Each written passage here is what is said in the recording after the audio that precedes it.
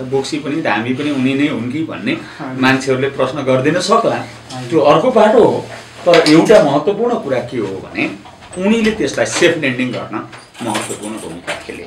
एक दोस्रो, हाम्रो जियोपोलिटिकल सिचुएसनमा अहिले एमाले जस्तो विश्वासिलो राजनीतिक शक्तिसँग मिलेर जानुपर्छ भन्ने उनले सोच र दृष्टिकोणहरू अगाडि सारे हैन। यसले यो बिन्दुमा ल्याउन र अब अर्को हामीले के देखिरहेका छौं भने उनीमा अन्तर्निहित गतिशीलता र परिस्थिति अनुरूप रूपान्तरित हुन सक्ने कला र क्षमतालाई हाम्रो जिल्लावासी मान्छेहरूले उपयोग गर्न जान्नुपर्छ। उनको क्षमतालाई प्रयोग गर्नुपर्छ। एक पटक अगाडि दुई पटक अगाडि पूर्व प्रधानमन्त्री भइसकेको व्यक्तित्व हुन्। उनी नेसनल हाइट उनी बनाइसकेका व्यक्तित्व हुन्। विभिन्न ब्युरोक्रेसी अन्तर्राष्ट्रिय समुदायसँग उनको सम्बन्ध सम्पर्क र विकास निर्माणका निम्ति उनी साँच्चै आफ्नो क्षेत्र निर्माणका निम्ति लागे भने उनीसँग प्रशस्त आधारहरू छ, अनुभवहरू छ, ज्ञान छ। त्यो ज्ञानलाई हाम्रो 3 नम्बर क्षेत्रका नागरिकले विकास निर्माणको काममा उपयोग गर्नुपर्छ। यिनै कुरालाई लिएर म जनताको बीचमा जान्छु।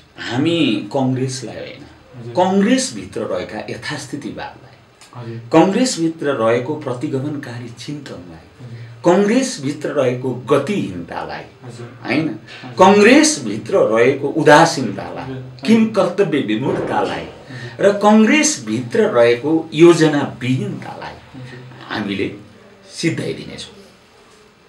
एमाले रूपी सारथी अर्जुन रूपी प्रचण्ड त्यसको गाण्डीवले कांग्रेसभित्र रहेका यथास्थितिवाद, प्रतिगमनकारी सोच र चिन्तन र राष्ट्रलाई अगाडि बढाउन सक्ने सोच र चिन्तनका विरुद्ध उभिएका उसका पर्खालहरूलाई यो चाहिँ ध्वस्त गर्नेछौँ। तर कांग्रेसका साथीहरूलाई रूपान्तरण गर्ने, उनीहरूलाई नै बदल्ने, उनीहरूलाई नै फेर्ने र यस महाराष्ट्र निर्माणको महायज्ञमा उहाँहरूलाई पनि समावेश गरेर लिएर जाने काममा चाहिँ हामीले अगाडि बढ्छौँ। नेपाली जनताले नेपालको परिवर्तन र समाजवाद निर्माणको जुन ध्येयमा धेरै मान्छेले कुर्बानी गरे, बलिदान गरे, त्याग गरे, अनेकौं ठुला दुःख र कष्टहरू भेरे।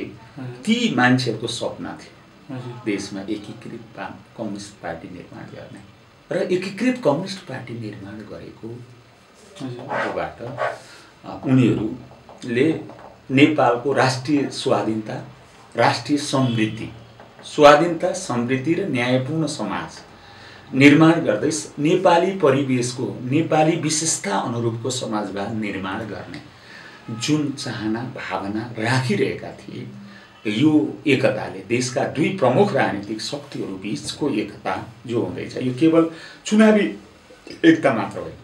यसलाई हामीले केही समयभित्रै पार्टी एकताको रूपमा रूपान्तरित गर्नेछौँ। पार्टी एकताकै रूपमा हामीले रूपान्तरित गर्नेछौँ।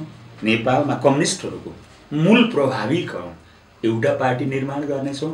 त्यो पार्टीबाट आउँदो 10 वर्षभित्र नेपाललाई एसियाको मध्यम स्तरको विकसित राष्ट्रमा हामीले रूपान्तरित गर्नेछौँ। हाम्रो लोड सेडिङ करिब करिब अन्त भएको छ। यो 10 वर्षमा हामीले 10,000 बिजुली बेच्ने गरी कामलाई अगाडि बढाउनेछौँ।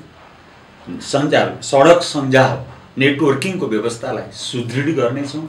प्रति व्यक्ति आय हामीले कम्तीमा नि $3,000 देखि माथि पुर्याउनेछौँ र त्यस बीचमा लोक कल्याणकारी राज्यको तर्फबाट गरिने यावत कार्यहरू यो पार्टीको नेतृत्वमा निर्मित सरकारले हामीले सिर्जना गर्नेछौँ र जनताका नैसर्गिक अधिकारहरू, संविधानत निर्मित गरेका मौलिक हक अधिकारहरूलाई व्यवहारत कार्यान्वित गर्ने गरी अगाडि बढाउन नेपाली जनताको अनुहार एउटा नयाँ खुसी।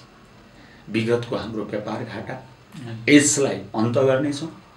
नेपालीहरू जुन वैदेशिक रोजगारको हिसाबमा जुन पीडा भोगिरहेका छौँ, आन्तरिक रोजगारीको वातावरण सिर्जना गरी पर्यटन, स्वास्थ्य र हाम्रो औद्योगिकरण, जल, जमिन, जडीबुटी लगायतका पक्षहरूको सदुपयोग गरी नेपाल आजसम्म आयातमुखी बनिरहेको अर्थतन्त्रलाई आउँदो 10 वर्षमा निर्यात मुखी अर्थतन्त्रमा कन्भर्ट गर्ने गरी राष्ट्रलाई अगाडि बढाउनेछ। यसो गरिरहँदा हामीलाई एउटा सुखानुभूति, यी कामहरू हाम्रै पारेकालमा, यहाँलाई भनौँ हामीले पञ्चायत जस्तो निरङ्कुश व्यवस्था पनि हाम्रै पालेमा हामीले ढाल्यौँ। एक राजतन्त्र जस्तो निरङ्कुश स्वेच्छाचारी र परिवार जन्ने एउटा व्यक्ति परिवारमा शासन गर्ने प्रणालीलाई पनि यही बीचमा हामीले अन्त गर्यौँ। र यसै बीचमा सामन्ती अवशेष, जुन सामन्ती परम्पराका 200 वर्ष अगाडिदेखिको सामन्तवादलाई समूल नष्ट गरी हामीले समाजवादका आधारहरू सृजना गर्ने एउटै कार्यकालमा, एउटै अवधिमा यही पुस्ताले जुन काम गरिरहेको छ, यो काममा पनि एउटा जनताले अनुभूत गर्न सक्ने गरी नयाँ अवस्था सृजना गर्दा त्यो निश्चय पनि खुसीको क्षण हुनेछ। र हामीलाई हाम्रो जीवन, हामी यो आन्दोलनमा लागेका मान्छेहरूको सार्थकता व्यक्तिगत लाभको कुरा होइन, समाजको लाभ, राष्ट्रको लाभ, राष्ट्रको समुन्नतिसँग जोडिन पायो भने व्यक्तिगत रूपमा भोगेको पीडा, कुण्ठा, दुःख, घात, प्रतिघात होइन, यी अनेकौँ कुराहरू ती स्वत आफै बिलाएर जानेछ।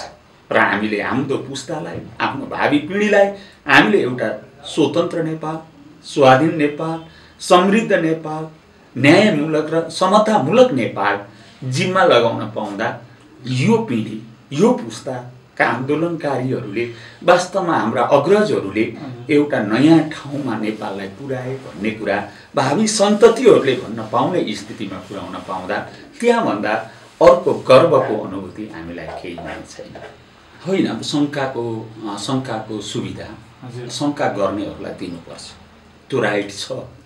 र विगतका कतिपय घटना प्रक्रियाले मान्छेहरूमा त्यो आशंका रहने कुरा पनि होइन, हामीले गर्नुपर्छ, त्यो छुट दिनै पर्छ। तर एउटा कुरा म तपाईँलाई के भन्न चाहन्छु भने चितवनका जनता वामपन्थी विशेष प्रभावित जनता हुन्। 48 सालमा तपाईँलाई थाहा छ चितवनमा एक ठाउँ तीन ठाउँ एक वाम 3 ठाउँ गरेर 3 ठाउँ हामीले 3वटा क्षेत्र 48 सालमै जितेका थियौँ। जतिखेर वामपन्थी पार्टीहरूको एकता भएको थियो त्यतिखेर हामीले 3मा 3 क्षेत्र जितेको ठाउँ चितवन हो। 62-63 सालको आन्दोलनमा परिवर्तनकारी आन्दोलनको नेतृत्व गर्ने थलो पनि चितवन नै हो।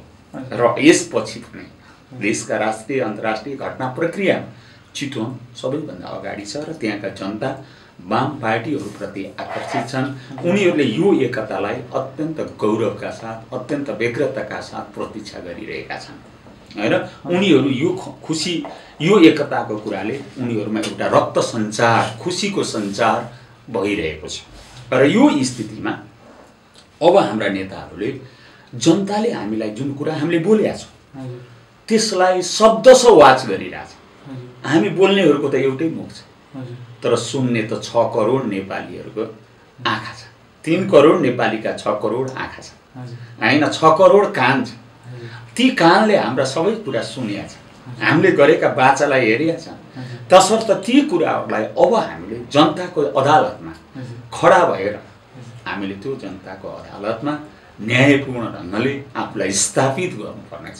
जनताको नजरमा सही साबित गर्न छ, जनताको नजरमा सही विश्वासयुक्त व्यक्तित्वहरू हुन् भन्ने स्थितिको हामीले महसुस गर्नुपर्ने छ, त्यो गराउनु पर्नेछ। त्यो काम हामीले गर्छौँ।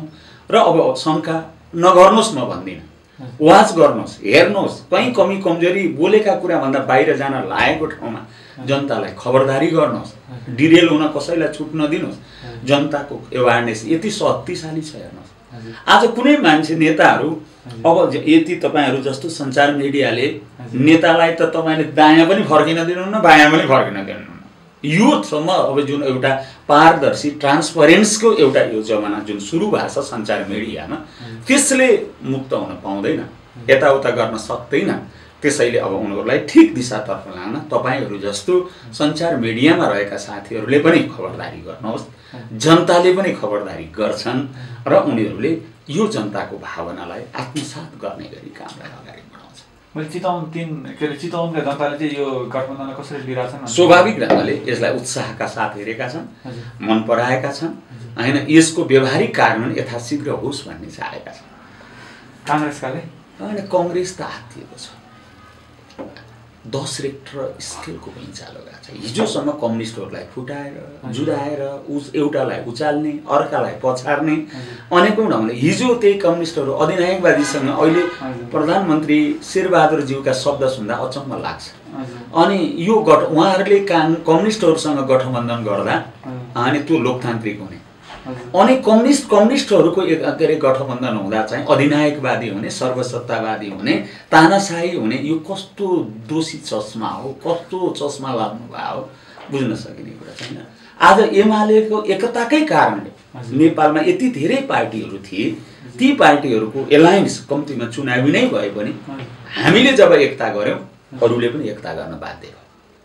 च्याउ उम्री जस्ता पार्टीहरू कम्तीमा थ्रेसहोल्ड लगायत यो एकता प्रक्रियाका कारणले अब अन्त गरिदिँदैछ। अब एउटा यस्तो समय हाम्रो बिच छिटै आउनेछ नेपालमा 2 वा 3 भन्दा बढी पार्टी पछिल्ला दिनहरूमा रहन सक्ने स्थिति अब क्रमशः अन्त हुँदै जानेछ र देशमा च्याउ उम्रे जस्तो पार्टी उम्रिने, तिनीहरूका जनसङ्गठन लिने, तिनीहरूले चन्दा माग्ने, अनेकौँ गर्ने अनि फुजुल र अनुत्पादक खर्चमा जुन राष्ट्र रुलमुलिरहेको स्थिति थियो अब त्यसबाट क्रमशः राष्ट्र त्यो दिशाबाट मुक्त हुँदैछ। 2 वा 3 वटा पार्टीमा देश रहनेछ। एउटाले राम्रो काम गरे रुलिङमा जान्छन्, राम्रो गर्छन्, गर्न सकेन अर्को पटक जनताले फेर्दिन्छ। त्यसैले अब हामीमा चाहिँ यो खालको प्रणाली क्रमशः स्थापित हुँदैछ। हामीले त त्यो कामको पो सुरुवात गऱ्यौँ त। यो गठबन्धनले त राष्ट्रलाई त्यो दिशातर्फ पो लगिरहेको छ त। अनि यो गठबन्धनसँग कि धेरै च्याउ जस्तै पार्टी उमारिरहनु पर्ने थियो के माग गर्नुभएको के त्यस्तै गर्दा अधिनायकवाद आउँदैन, विशृङ्खलता अराजकता नै हाम्रो लोकतन्त्र हो हैन। फुटटुट विभाजन नै हो लोकतन्त्र। के अरे गुटको चुलो बाल्ने, फुटको खिचडी पकाउने, कुनामा बस्ने, दुना खाने चिन्तनबाट हाम्रो नेपाली राजनीतिलाई मुक्त गर्नुपर्छ कि पर्दैन। त्यसैले यो स्थितिलाई मुक्त गर्नको निम्ति हामीले जो एकताको प्रक्रिया सुरुवात गरेका छौँ यो हामीभित्र पनि महत्त्वपूर्ण कुरा छ। त्यस्तै गरी यसले अरूलाई पनि एकीकृत गर्ने वातावरण निर्माण गरिदिएको छ। कङ्ग्रेसले त हिसाब गरेको छ नि त।